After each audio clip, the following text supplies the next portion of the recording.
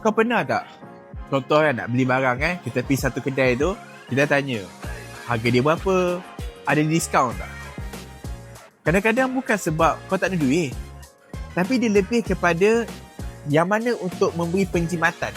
Itulah ilmu pengurusan kewangan. Kalau boleh, korang nak beli benda tu dengan harga yang murah, harga di bawah nilai. Tapi dalam pelaburan, korang tak buat benda yang sama. Korang suka beli dekat harga tinggi, beli ketika orang tengah sebut dekat luar sana.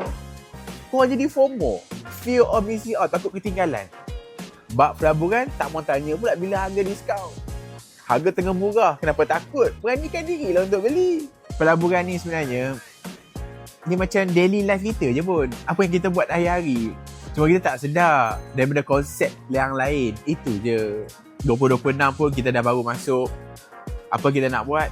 Carilah peluang pelaburan yang ada dekat luar sana. Bukan sahaja pelaburan Bitcoin dan juga kripto, banyak lagi. Yang penting tanya diri, produk apa yang sesuai. Itu yang paling penting. Kita jumpa di video akan datang.